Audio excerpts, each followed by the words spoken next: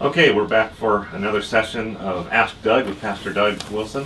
And the next question we'd like to have addressed is, should the church practice weekly communion? Why or why not?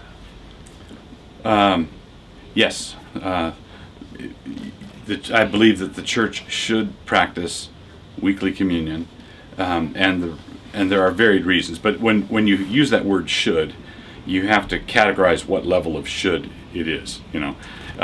When if I go visit a church where they practice monthly communion or quarterly communion, it's not like I sit there seething because I think they're in high rebellion against heaven. It's not like that kind of thing. But I do believe that if we consider what a worship service is, the logic of it, I think, cries out for weekly communion, particularly if the teaching is penetrating, convicting, heart-searching teaching and preaching, because otherwise the people are going to get beat up and not restored. So I think that there's an important element there. Just as an aside, Calvin, many people resist weekly communion because they think it's a Roman Catholic impetus or movement or whatever. But Calvin was pushed for and was unsuccessful in getting weekly communion. This is an old Reformed desire going back to the time of the Reformation. In brief, in summary, if you evaluate what kind of an event the worship service is, it ought not to be considered a Sunday morning lecture prefaced with a hymn and a prayer to settle everybody down, and then you have the lecture, and then you have the hymn. The Sunday morning worship service ought to be considered as a covenant renewal service where God's people are summoned, exalted, accepted, taught, and restored. So it's a renewal of the covenant.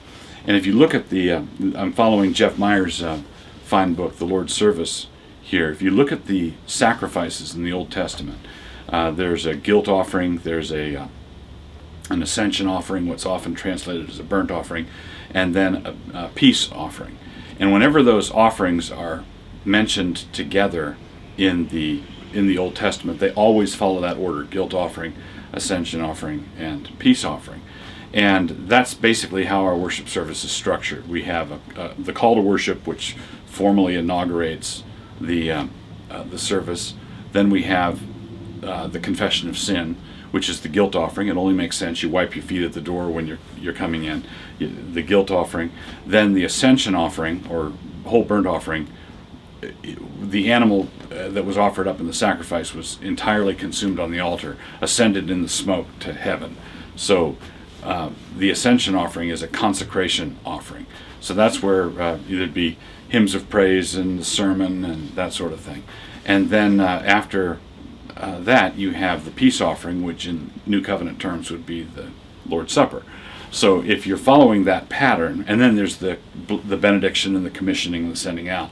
So if you follow that structure, that arc, God's people are summoned, they confess their sins, they're forgiven, they're consecrated, taught, encouraged, admonished, rebuked, and then God accepts them and everything is fine. We sit down at the table together, the people are restored, then they're blessed and sent out into the world. So if that's what you think a worship service is, then of course leaving the Lord's Supper off at the end is like refusing to read the last chapter of a mystery novel. It leaves you hanging.